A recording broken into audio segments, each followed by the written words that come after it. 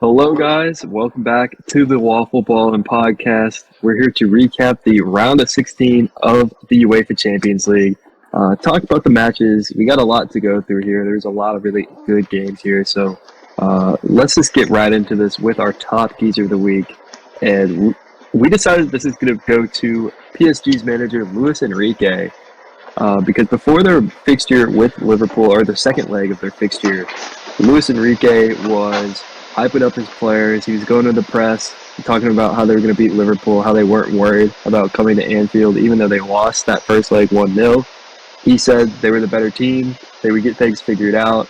And if they played another result, they'd win this one for sure, because the other one was just completely unlucky. And you know what? He was kind of speaking facts. Like, low-key, he kind of manifested that. And he put it all on the table. I mean, he was going to get clowned on if they didn't win, but they came into Anfield. They pulled off a pretty surprising result. And then I also wanted to talk about, before the penalty shootout, the mentality that he had when he was getting the players together and he was having them huddle up. Instead of, the normal manager team talk before penalties, he was kind of hyping them up and kind of building their confidence. And right before they broke their circle, you could see they did some sort of, like, not chant, but they had some, like, I don't even know how to describe it. Some, like, enthusiasm. They had a lot of enthusiasm coming out of their side, which I think really helped going into the penalty shootout. So yeah, he's getting the top geezer of the week. Yeah. Wanker of the week, Bird. You could go ahead and take this one.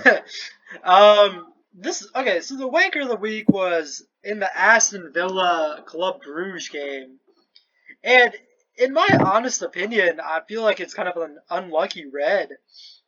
But Kiriani Sabe, he kind of had like a kind of like dirty tackle on Marcus Rashford, and he got a 17th minute red card, which Club Bruges ended up losing that game 3-1.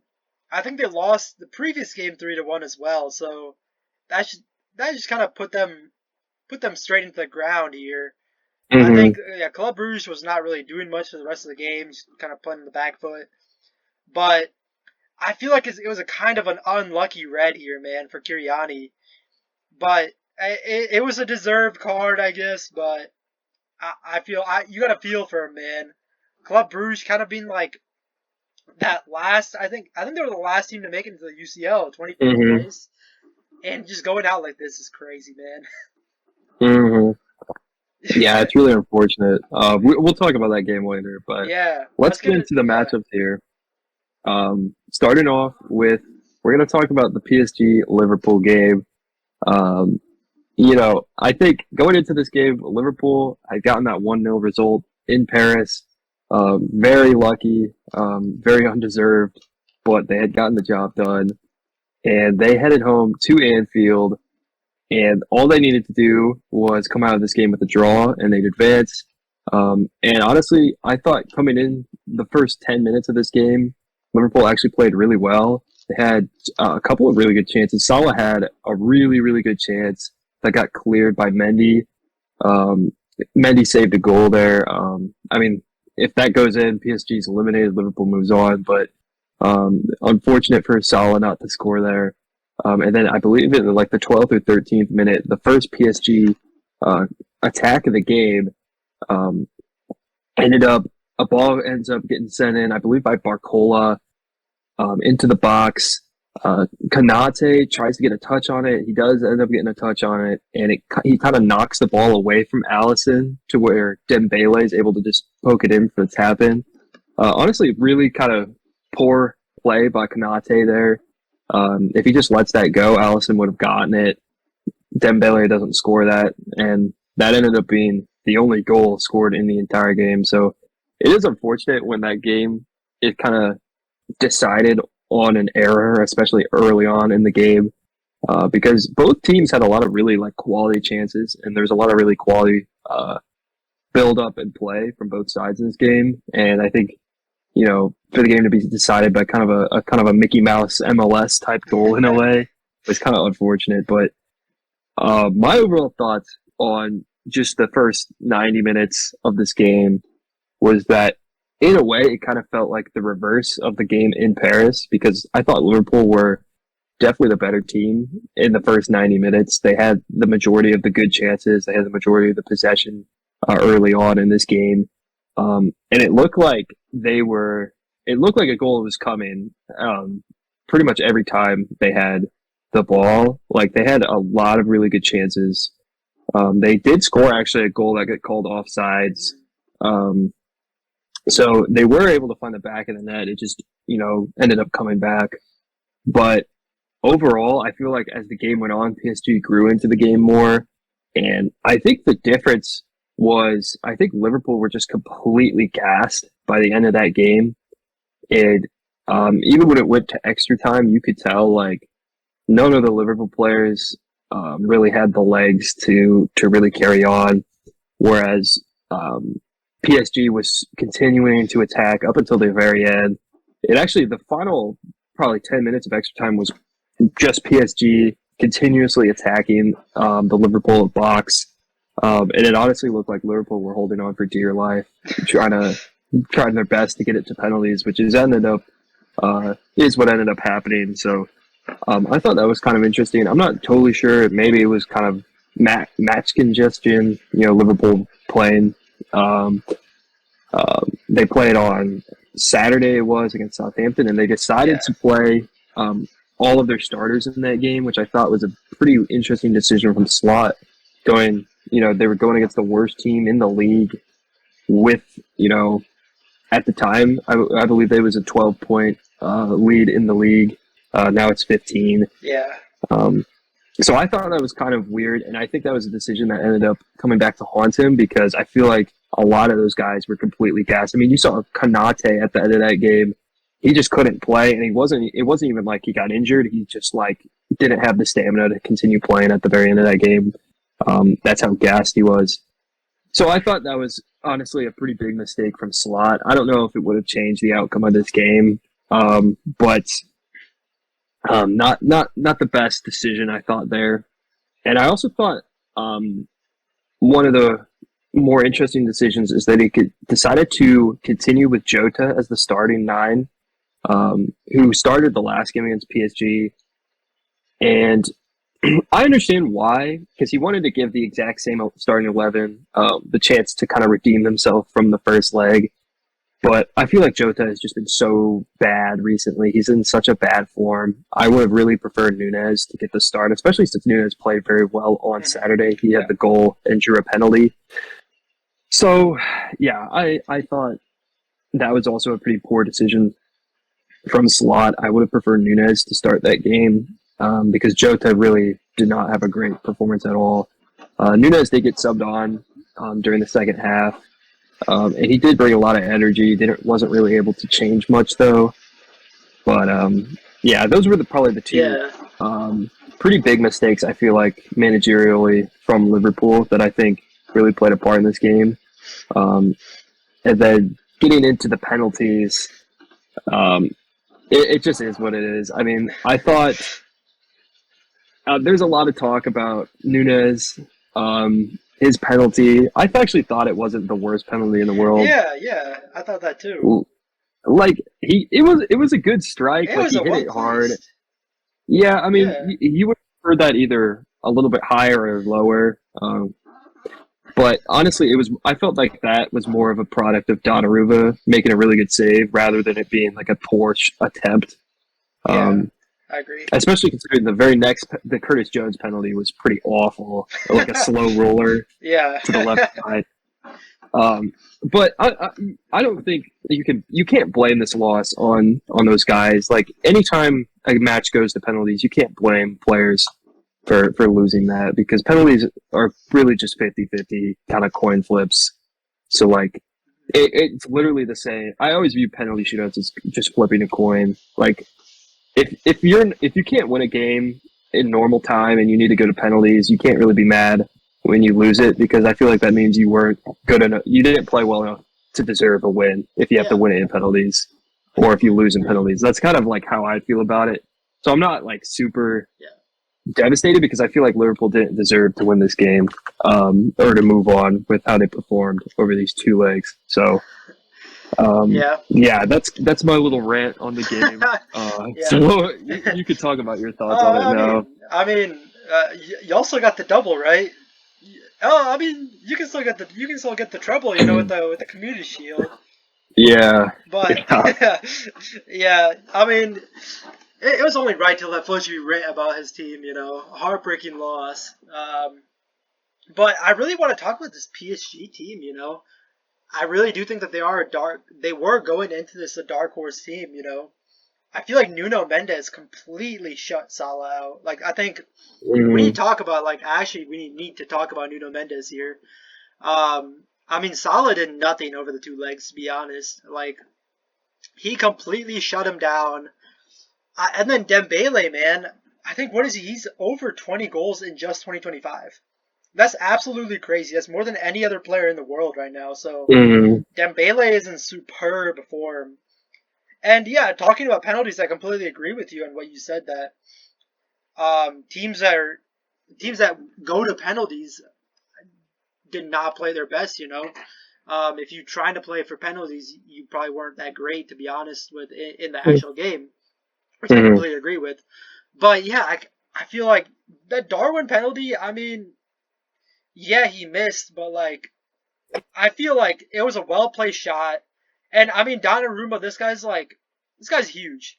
Like Yeah, I feel like Darwin did the best he could with that. I mean, it could have been a little bit better, but it was a well played shot. Curtis Jones, I don't know, but Liverpool man, Arnie Slot, what a wonderful first season with him though. I mean, doing what he did in the Prem is kind of amazing. Like I mean, you guys are 15 points clear right now. So yeah.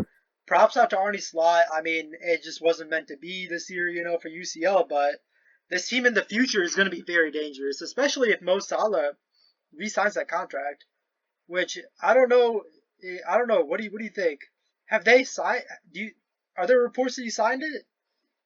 There's been rumors for a few weeks now that him and Van Dyke have like secretly signed contracts behind the scenes. Yeah, I don't know if that's true or not. Like yeah, nobody actually knows. I will say about Salah. I actually thought early on in this game he actually played. He had a couple really good dribbles where he actually absolutely cooked Mendes hmm early on, and I really thought I was like, okay, this is the big game for Salah, where he makes a statement win. And if he would have, I mean, honestly, if he scored that goal early on that yeah. got cleared by Mendes, it's a completely different Oh yeah, conversation. oh yeah. But that's just how it goes sometimes. These games are defined when you have two really great teams like Liverpool and PSG. These games are just defined by like moments and like in the margins. So Mendes actually had another like kind of not goal line clearance, but a block that saved a goal, I Yeah. believe, on Sabolzai, Interesting. like in the second half. So he alone saved two goals for PSG. Yeah. What a wonderful So he was performance. honestly Yeah, outside of Donnarumma, he was for real. the star of the match. I feel like for PSG in that game. But yeah, I think in terms of the Ballon d'Or, I think it's probably over for Salah. Unless like some crazy domino sequence of events happen where like some like Inter Milan win the UCL and Salah breaks the goal scoring record for the Yeah. Prem. Like there's nobody else that you can give it Uh. to. But just Yeah. knowing like the UCL goes, it always goes to usually it goes to just the best player on the team that wins the UCL, and obviously that's not going to happen for Liverpool this year. So I I mean, think Dembele yeah. might be a Yeah, kind of a sleeper Dembele is a with his sleeper. performance. I completely agree with you. Mm, Um, I mean, I still think that Salah has a pretty good chance. If Barcelona yeah. does end up winning La Liga and the UCL, I think Rafinha deserves to win it. But Mm, if Barcelona doesn't make it, I think that Mo Salah still has a good chance because what they're playing in, there's in the Carabao Cup, right? Yeah, Carabao Cup.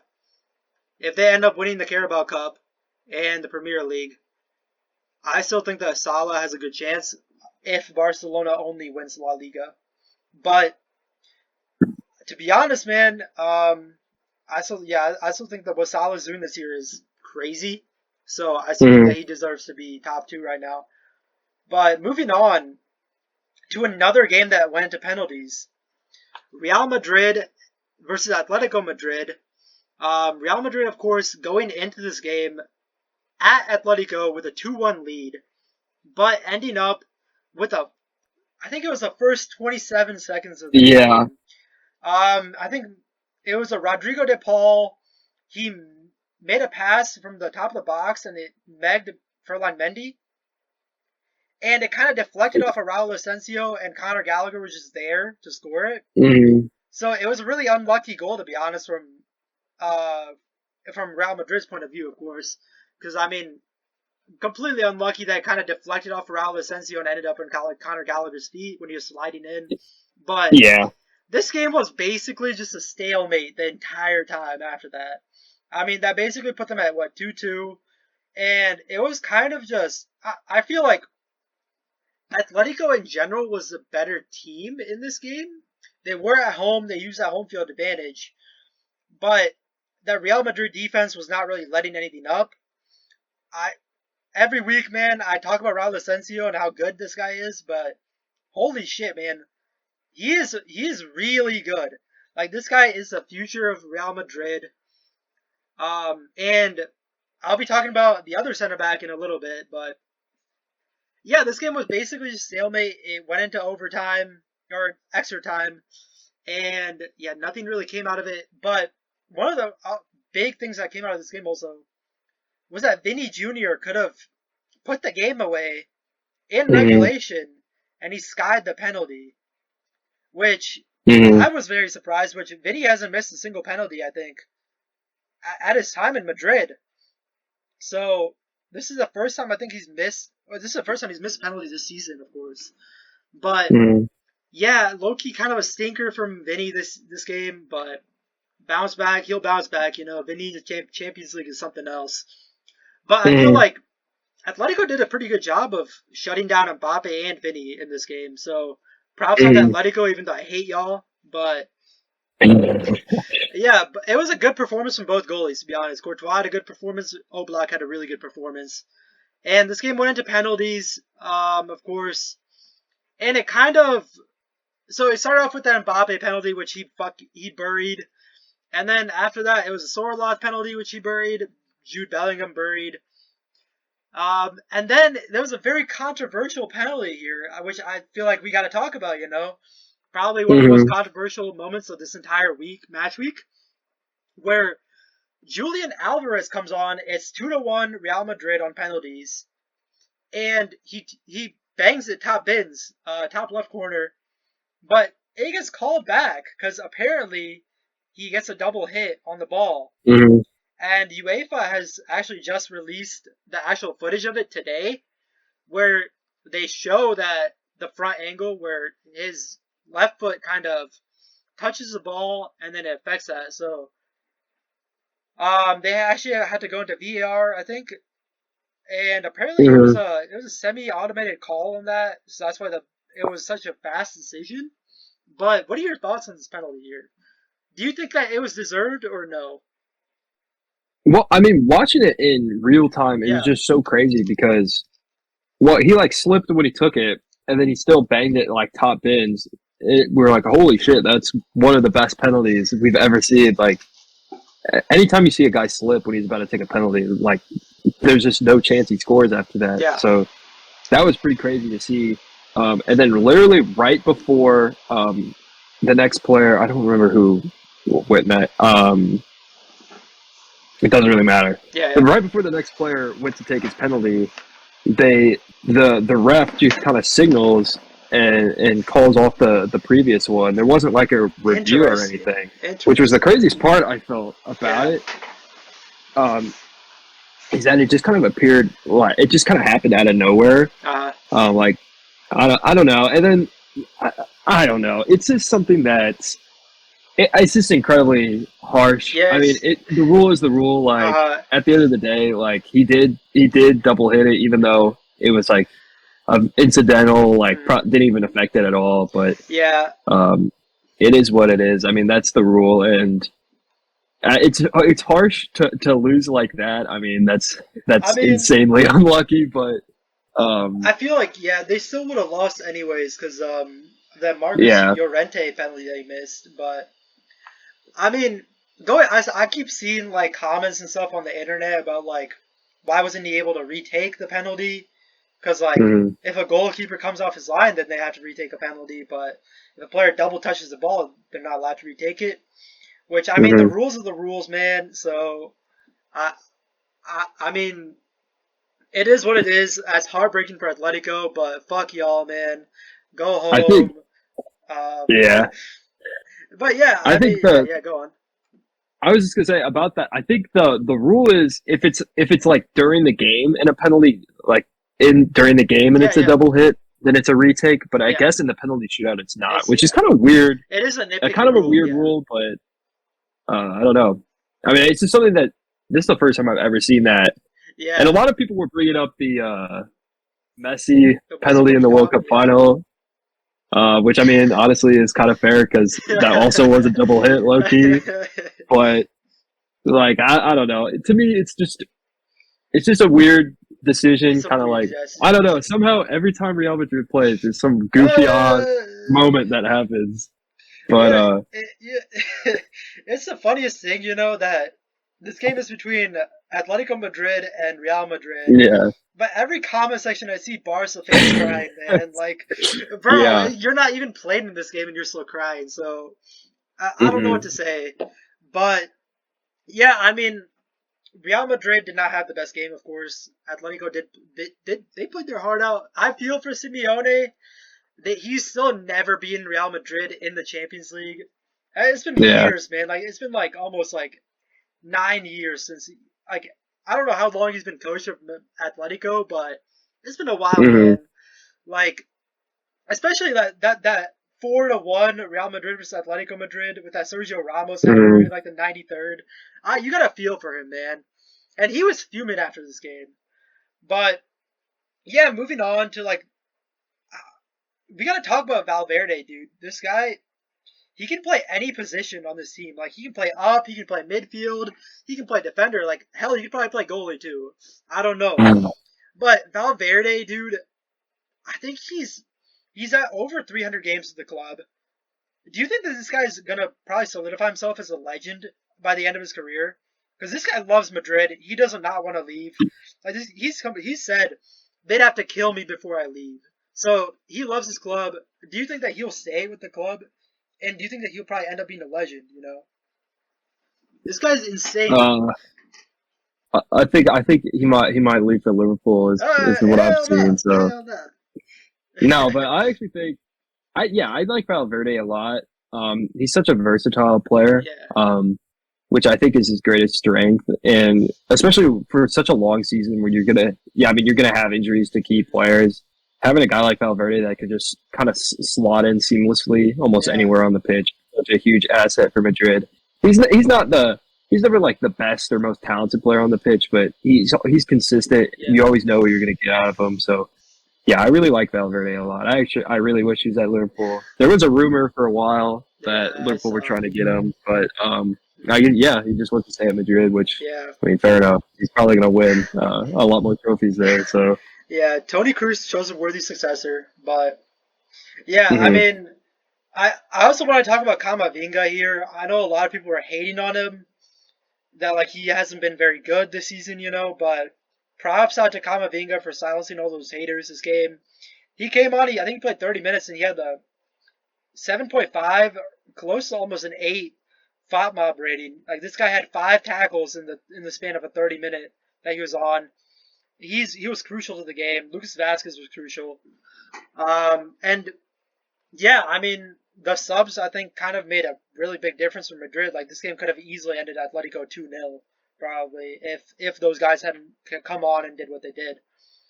But, yeah, moving on to who I Real just want to Madrid. say Oh, yeah, one more what's up, thing I yeah. want to bring up about Yeah, the yeah. game is I actually thought Mbappe had a really good performance in this game. Yeah, okay. I thought he was by far the most dangerous player in Madrid's attack. Yep. Obviously, Vinny, besides the penalty, he just had probably one of the worst, legitimately one of the worst games I've ever seen him Yeah, play. yeah. I think the stat that came out after the game was that he had 11 failed dribble attempts, Oh, which is the wow. most ever in a Champions League game, Oh, which is no. insane to think about. So yeah, I think having Mbappe come in and have a great performance Yeah. really helped this team because even on the penalty that he drew that led to the Vinny miss was just a phenomenal like solo run Uh-huh. where he was just going past every defender on the field. And if he didn't get taken down in the box for that penalty, he would have scored probably one of the better goals of the Champions League so far. Um, so I think for Mbappe, this is a huge like game for him, kind of a Yeah. solidifying statement that at the end of the day, I don't know how you feel about this as a Madrid fan, Okay. but I think at the end of the day, I think Mbappe is the better of the two between him and Interesting. Vinny. Maybe Interesting. not based on like total performances for Madrid, Okay. but Mbappe is the more talented player, the more important player to Okay. the team. I I see. think I see. that's the way I see it. I see it. I But see it. Okay. I would low key. I don't. To be honest, I don't think it's either of them. I think it's Rodrigo, which is I know it's an interesting take, but mhm. Rodrigo, I feel like he shows up when you kind of need him the most. Like, I mean, that Atletico game last week, we had the banger goal, and I kind of feel like Rodrigo, like, just his moments, like, I mean, we all remember that Manchester City comeback, with Rodrigo scoring those two goals. I think it was two goals Yeah, in 1 minute, 3 years ago. I still feel like Rodrigo is probably, in my opinion, the most underrated but most important player on this team. Like we cannot afford to let yeah. Rodrigo go. But that's just my take on it. Hmm. But let's move on here to who Real Madrid play next. They play Arsenal, and Arsenal, man, I mean, there's not really too much to talk about in this game. 9-3 on aggregate versus PSV. I mean, they first leg they won 7-1 at PSV, so not much of a fight from PSV here. I mean, they did end up scoring 3 goals, but I don't know. There's not really too much to talk about this, but I don't know. What do you have to say about this Arsenal win here? I mean, yeah, this game was or this fixture was already decided after the first leg. Like, there's really Yeah. nothing to play for here other Yeah. than pride, I guess. But with Arsenal basically being out of the Prem now, they're out of both of the domestic. Or no, I think they're still in the FA Cup. Are they? I'm not I feel totally like sure they actually. might be. They might be out actually. I think they might be too. I'm not I feel like sure. they're the only thing they're competing for right now is This, the Champions League. So yeah. they are able to put like all their eggs in this basket at this point. And I mean they've had so many injuries with Oh, their attack this year yeah. um, that I think a healthy Arsenal team. I do think like jokes aside would be a legitimate Yeah. contender with the UCL.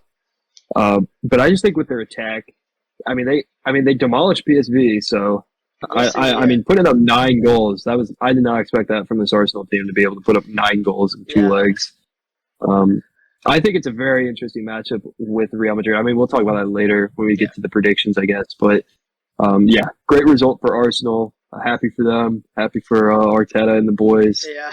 So Yeah. I mean, just moving on here. We'll kind of skim over these games. Aston Villa 6-1 on aggregate versus Club Brugge. So mhm. it was a three to one win. And then I think there was a 3-0 win in the first leg. But so there's not really too much of a fight from Club Brugge. Hard fought loss, from them here. Mhm. But yeah, and then Bayern 5-0 Leverkusen on aggregate. I think it was 2-0 in this last leg. Yeah, You got to feel for Xabi Alonso and his men here. I think that Florian Wirtz came off with an injury too in this game, so yeah, heartbreaking from them. You know. yeah, and it's a long-term injury too for Yeah, Verts, so that's really unfortunate for them. I thought Bayern. This was a very surprising very result. I thought surprising. this would be a very close fixture, and I honestly thought Leverkusen would win it overall. Yeah, But for Bayern to come in and dominate both of these yeah. legs like they did, Holy especially with holding a clean sheet in both legs, God. very surprising and a very good result for them against a really good Uh, Leverkusen team. So very yeah. interesting I mean, we from Bayern. we've been hating on Bayern like all of the Champions League. Like how like mediocre they've been, but they came out here with a statement win. Hmm. But yeah, moving on, we got Dortmund with that 3-2 aggregate win on uh, Lille, and I mean, like, Hmm. I don't think there was too much like special that happened there. So I think there for was a this one, controversy, wasn't there? this was actually a really like close game that I felt like could have gone either way. Lille, Jonathan David scored in the 5th minute in this game Yeah. to give Lille the lead because the first leg was ended 1-1, and then Lille took an early lead in the second Uh huh. leg. But yeah, there was a controversial penalty. Yeah. I'm not totally sure. I think I don't. it was initially given and it shouldn't have been, and they went to VAR and they didn't overturn it. Is I think what people are upset about. Okay. That led to the Dortmund equalizer. I Interesting. don't know. I don't really have I was. much to say about that, but I didn't watch this game, so I have no clue. I watched some of the highlights. I watched the goals and stuff, but I didn't actually watch the whole thing. I'm not Interesting. gonna lie. Yeah. But I thought, I guess to talk about Dortmund in general, they've been so. I mean, they're having like the worst season in their history in the Bundesliga Yeah. in a long time. But for the first time in club history, they're making it. They made it to back-to-back quarterfinals in the Champions League, which is kind of Yeah, crazy. that's crazy. I wouldn't have expected this was their first time doing it, to be honest. But I think Dortmund. I don't really think they're gonna survive No, this next they like leg, but Barca, I think. yeah. But I thought they had a pretty decent game, like on attack. Um, I thought this was, Dortmund's always a fun team to watch because they play that German style of football, which is very entertaining. But Yeah. I didn't really have like too much to say. I thought both of these teams were evenly matched, so Yeah. this could have gone either way. It's just kind of unfortunate that it ended up being kind of decided by a controversial VAR decision. But Yeah. Yeah. All right. Yeah, that's basically everything we have to say about match recaps. But you want to move on to predictions? yeah, Yeah. I mean, last time I don't think we did predictions for the second leg of the UCL because we did our predictions for the first leg. But Fletcher, you finally got some points on the board here. oh hell yeah. You had Club Brugge losing to Aston Villa in the first leg, and that happened. Arsenal thrashed PSV, which you had. Barcelona versus Benfica, you had them winning, and then Liverpool beating PSG in that first leg. So props Hmm. out to you, man. 4 points on the board now. Huge 4 points here. Huge. And then I had Real Madrid beating Atletico in the first leg, and then Inter beating Feyenoord in the first leg. So I'm at 6 points now with that 2 points out of this, and then Fletcher's at 4 points. So it's kind of a close game here, close standings here. But moving on, we're just gonna do something special here, where we kind of talk about our predictions for the quarterfinals of the Champions League here. So are we do you think we do first leg, or do you think we do overall here? What are you thinking? I think we just go overall Okay. for these. All right. Um, So let's start off with the first game here. PSG versus Aston Villa. You want to start off here with what you think? so I think for me, this is honestly out of the remaining matchups, this is what I'm looking the most forward to because Interesting, yeah. I like both of these teams kind of as kind of like their identity Uh huh. and kind of the storylines behind both of them. They both obviously one of these teams is going to make it to the semifinal, and that's a huge deal because that's a pretty big shock from where we started off in this Yeah. Champions League season. I don't think a lot of people had either of these teams making it pretty far. Um, so yeah, and I also think this is a very evenly matched game. I think that PSG play a very kind of almost like Brazilian style of like flair heavy I individual style love it. game.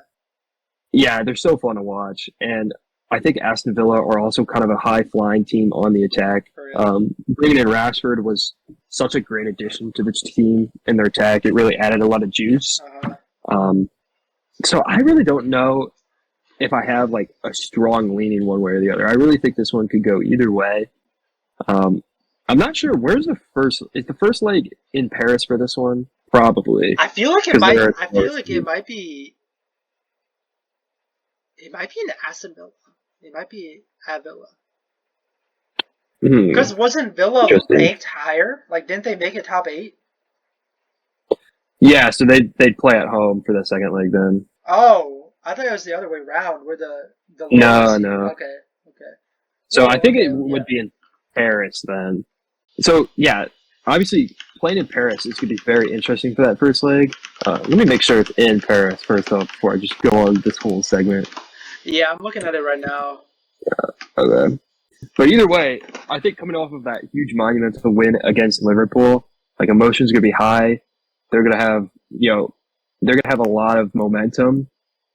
So I really think that if they could get an early lead, or if they could win this first leg, that would just be huge for them. Uh huh. Um, but I also think at the same time, they're a team that's prone to kind of mistakes because of the way they play and their kind of identity based game. Yeah. So I don't know. I really think this could go either way. I am going to go with PSG though. I think to win overall over the two legs. I completely agree with you. I think. Oh, by the way, you were right about that first leg being. It is in Paris, but Okay. something I wanted to say about that is it's kind of weird though, because I was just looking at the Real Madrid one, and the first leg for the Madrid game is in London, which is kind of weird because since Hmm. Madrid would be that lower seed, so I don't understand. Yeah. But anyways, I Yeah. completely agree with what you said. Everything about PSG. I think that since that first game is at Parc des Princes, I think that they come out blazing, and I think that they will get a good enough lead that they kind of play maybe one goal or two goals at whenever they play at Villa. So I think Hmm. that PSG will go through, and so both of us will have PSG going through for this one. Next up, we have Arsenal and Real Madrid, which Arsenal and Madrid haven't played each other in almost 18 years. Like, if you think about it, this was back when Zidane and Thierry Henry were playing. And back then, Arsenal beat Real Madrid, so we were kind of going for revenge here, you know? So, the first leg, as I said, is at the Emirates. So, what are you expecting out of this? I personally think that Real Madrid will come out on top, but I'll talk about that more later. Yeah, I mean, first impressions is that Real Madrid is going to win this. I Yeah, mean, relatively easily too, because I just don't think Arsenal have the. I mean, it's crazy to say that about a team that just dropped 9 goals, but I don't know. Like, they just don't have the attacking talent right now with their injuries. I think injuries, to really yeah. go at Madrid, and I think it's interesting because the way I see it, like the current version of Arsenal, with how they set themselves up and with kind of their manager and the kind of profile of players they have reminds me so much of Atletico. And I actually just think they're kind of just a worse version of them because at least Atletico has, Alvarez and Griezmann on the attack. Yeah, And, Arsenal doesn't have those guys right now. I mean, if they had Saka, if they had Havertz, maybe we're talking about a different story here, but for real. I'm just not like Sterling.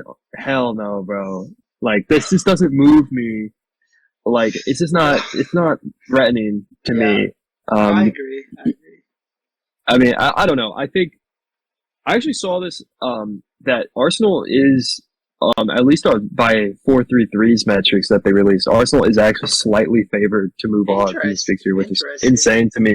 I did not think that, when I saw, this Yeah. matchup, but All I don't right. know. Yeah. I don't think it's a complete shock, I would say, because I do think if Arsenal is able to dig in defensively, they're a real phenomenal defensive team. They don't concede a lot of goals. So if they're able to hold Madrid off, kind of like Atletico did in that second leg, Yeah. and maybe they get lucky on the counterattack, maybe they have, one moment of brilliance, maybe they get a good Yeah. set piece or something. You never know. I feel I don't think like. it's Oh yeah. impossible. I feel like since the second leg is at Madrid, it's going to be really hard for them in terms of this, you Hmm. know. But Hmm. I have Madrid going through, of course. I don't. Yeah. I think that we are going to be losing Furlan Mendy. I think he's out for a month, so he's out. But yeah, Mm. let's move on here. Uh. And I believe, who Oh was yeah. it? There was a player on Madrid that got suspended too. Um, it might have been Camavinga. Probably. It was one of their midfielders, I'm pretty sure. So Yeah. I think he'll be suspended for that first leg. So Okay. that'll be interesting to watch too, because that should be a pretty decent advantage Uh huh. for Arsenal as the midfield, Yeah. at least for that first leg then. Yeah. Let's move on here to Barcelona versus Dortmund. And I mean, to be honest here, I don't really have too much to say about this game either. Because, I mean, I feel like Barcelona's just been in stunning form, with Rafinha. I think he's at 11 goals right now. So, I think that Rafinha and Lamine Yamal's been cooking in the Champions League. So, yeah, Barcelona versus Dortmund, I don't think will be a close game. I think Barcelona will kind of cook them here. So, I got Barcelona straight up going through here. Yeah, I think Barcelona with their attack is going to run Yeah, miles on this Dortmund defense, yeah. especially those wingers. Um, I'd expect a relatively easy win over these two legs from Barca. I don't really have much to Yeah. say about this one. I think it's by far the least interesting of the matchups. Yeah, and then I mean the next one here is very interesting though. Yeah, Bayern versus Inter Milan. I mean these guys are yeah. two. You have the Italian powerhouse versus the German powerhouse here, man. Like I don't know what to say though. This is kind of a really tough one here. I don't know. Do you want to start about what you think? Who do you think is going to go through in this? This is really So interesting. I believe I checked this because I genuinely had no idea, but I believe Inter Milan is the favorite Okay, going okay, into this matchup. So I understand it. um, I could see why, because they've been consistently solid Yeah. throughout this entire year, where Bayern's had kind of up and downs, at least in the Champions League. Uh They've been great in the Bundesliga, but I I don't know, man.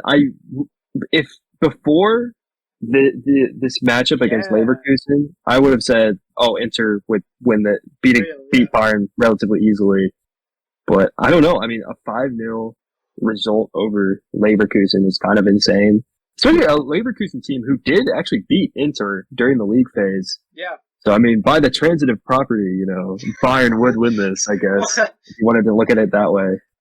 But I think Harry Kane is in really great form right now. He Yes, had indeed. two phenomenal performances in both of those legs against Leverkusen. I think he won man of the match in both. Oh yeah. Um, so I think that honestly might be the difference here is that I Interesting. think Bayern have a guy up top that is going to at least score one goal, maybe Okay. more throughout Okay. these two Yeah. legs.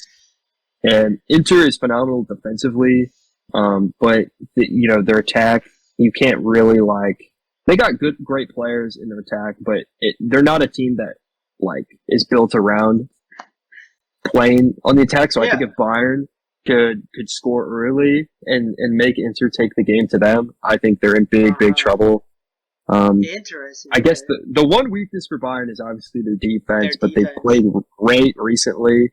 Yeah. And I don't know if Inter is going to be the team that I think can really capitalize or be able to punish that Bayern back four very much. I don't know if they necessarily have the capabilities with their attack to Interesting. do so.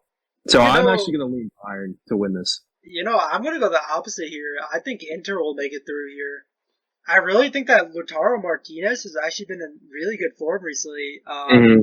And then they have Marcus Thuram, of course, too, as well. And that back Italian back line, man, is so good. Like I think Inter ended up being like one of like the teams that conceded the least amount of goals in the Champions League. I'm not actually sure about Yeah. that, but their defense has been phenomenal. Um, they have a really good goalie. I feel like if Harry Kane gets shut down by those center backs, I feel like Mm-hmm. Bayern has no attack, to be honest. Like I kind of feel like it's kind of similar to like those like when Feyenoord drew Bayern, or like when Mm-hmm. Celtic kind of almost made the upset on Bayern, where if you shut down Harry Kane, the rest of Bayern cannot really do much. Like you have Musiala, Mm-hmm. of course, right? But like I feel like if you don't have that target man striker that Harry Kane is, it doesn't really end well with for Bayern. Like I mean, we saw that Celtic did a pretty good job of that, but I Mm-hmm. feel like I feel like I gotta go with the Italians, man. I think that Interesting. they slightly edge it out. It's not gonna be like a blowout, over the two legs, where you see like 4-0 on aggregate or something. I feel like it'll be like a close, maybe like 3-2 or something on aggregate. but I think Inter Milan will edge it out here. Yeah, I think. Um, yeah, I think that it's just going to come down to the Bayern attack and how potent they're going to be. Yeah, If Harry Kane and Musiala and Olise yeah, and indeed. Gnabry, those guys can play really well, because I think if this turns into like a high scoring affair, Uh, I just don't think Inter's going to be able to keep up. But okay. um, Yeah, we'll see. This one really could go either way. this one is the one that could go either way. Mm, But yeah, basically on scoring, I guess we'll just do individual scoring. So the PSG game will be 1 point, Real Madrid Arsenal game will be 1 point, Barcelona will be 1 point, and then Inter Bayern will be 1 point. So instead of doing a parlay, I think we should do like a 1 point for each, yeah. And then yeah, I feel like our point differences hopefully will come from this Bayern and Inter game. So Um, that's the only game where we're picking different. yeah, I think because Interesting. we basically chose the favorites for all the other ones, basically. Yeah. Yeah, so my picks are PSG, Real Madrid, Barcelona, and Inter. So yeah, Yeah, and then but I'm yeah, going the same except for Bayern instead Bayern. of Inter. But I do yeah, think yeah. Oh, go on. I do think the Villa one is It could. that one. I feel like I'm actually more confident in Bayern than I am in PSG. I will say that. Interest. Okay. I really think the Villa PSG one is 50-50. I think Okay. that one it's it's just going to come down to just like a last minute winner Okay. or like an extra time kind of thing, because I think those two teams are so evenly matched and are both just in amazing form right now with their, PSG's got the league wrapped up in France. Aston Villa doesn't have anything else to play for other than the UCL. Actually, I guess that's not true. They're playing Yeah. for the top five, but Yeah. with the way they've been playing, I think that one to me is the one that I'm the least confident in. Interesting. But yeah, I think that's basically we'll wrap it up here.